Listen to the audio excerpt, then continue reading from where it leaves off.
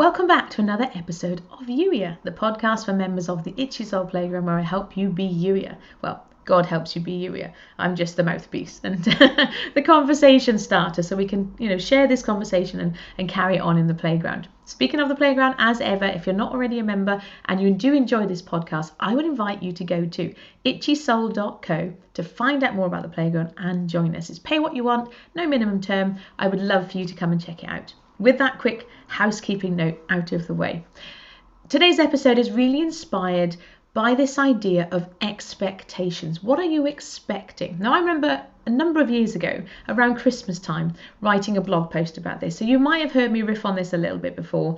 There are a few people in the playground who I know, we've been friends for a long time. And so you might have heard me talk about this. It ties in actually with what we talked about just a couple of days ago with the reticular activating system.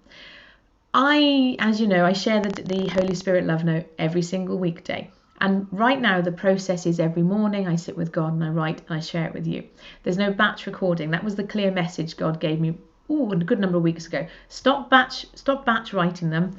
Show up each day and I will share with you what I want you to share. And so there isn't any batch writing. However, back at Christmas time last year when we were doing these daily emails, in order to have the Christmas holidays off, instead of going, okay, there's no emails for the Christmas holidays, I said to God, right, I need some ideas, please. Let's have the content for the daily emails. And although the process was slightly different to how it is now, it was still God-led. And so I'd say, right, God, what have you got? And then ideas would pop in my head. And so it was still the Holy Spirit driving it. It was being batch written. However, what's really fascinating to me was this idea that by going and saying to God, okay, what are we going to do? He provided.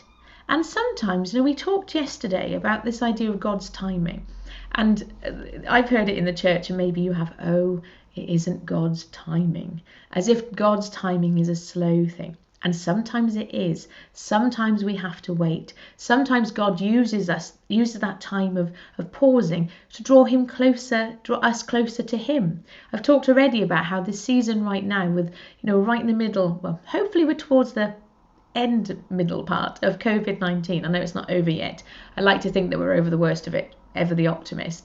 But this has been a season of pausing, preparing. I feel God is shoring up his people, ready for what's next. So there has been a lot of waiting, of not moving forward and not lots of speed. But at the same time, sometimes God's speed is fast. This podcast is an example of that. Literally over the weekend, in the course of less than 24 hours, with the caveat that he'd given me the idea for the podcast a few weeks ago, and I didn't do anything with it because I didn't get the green light. It was a case of no, hold on. So then this weekend, I was asking him again, well, what are we doing with the playground? What does this look like? Really wanting some clear direction. And then it was a case of, okay, do the podcast. It's for members of the playground, but you can put it out on YouTube and Alexa and da-da-da-da-da. And so I did. And literally, I'm not exaggerating, within the space of 24 hours, it was done. It was live. It had been accepted onto iTunes. It was in the Alexa as a smart briefing. It was da-da-da-da-da, all these things. Now, yes, I know I am tech savvy. And yes, I know, therefore, having done some of these tech pieces before, I can move those pieces around maybe faster than somebody who's doing it for the first time. I have to acknowledge that.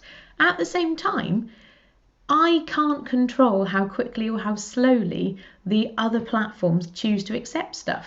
And in this particular instance, they put it through and approved it really quite quickly. And so my point being is that, yes, sometimes God's timing is slow, but sometimes God's going to give you the green light and then you're going to go and it will feel like, whoo, you'll be sort of like, whoa, how did that happen? That's what it feels like with this podcast.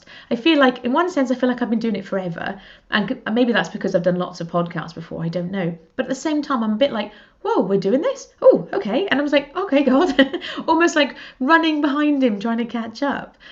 But your expectations, it starts there. I want to encourage you. Ask God to open your eyes for those times when maybe your expectations are lower than he would have them. Now, we really can't completely, fully comprehend all that God has for us. There's that verse in the Bible, well, there's more than one, but there's a number of verses in the Bible that talk about, I'm going to misquote it, but no eye has heard, no ear has heard, no eye has seen we can't imagine all that God has in store for us. I'm kind of slaughtering that verse, and if you don't know the one I mean, then tell me in the playground, I'll find it.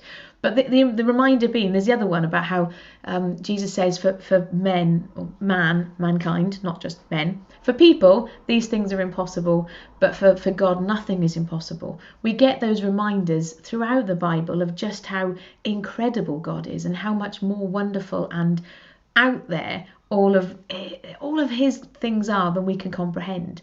And so sometimes, I would challenge you, maybe more often than not, our expectations are really just a little bit too low.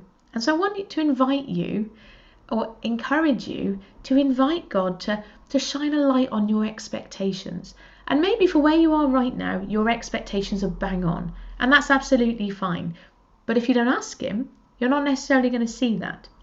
Because I've got countless examples of times where I've said, okay, God, you've told me this thing, what does that look like? And I sit and then I'm quiet, and he brings ideas to mind. So the most recent book that was based on January's Love Notes, the Dear God book, I'd heard a word from somebody else that I had the content, I just needed the title. And I said, okay, God, this is one Sunday morning a few weeks ago. Okay, God, you said through this person that I've got the content, I need the title. What's the title, please?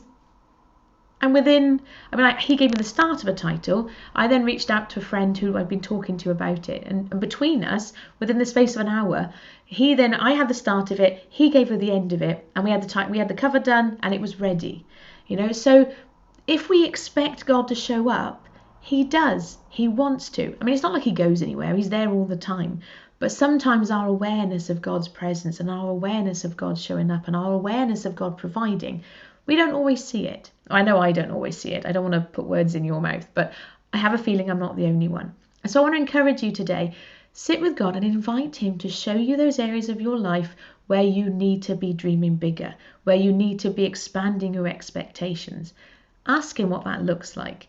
And if there's a next action as a result of that, ask him to help you take it. And always, of course, come and share it with us in the playground.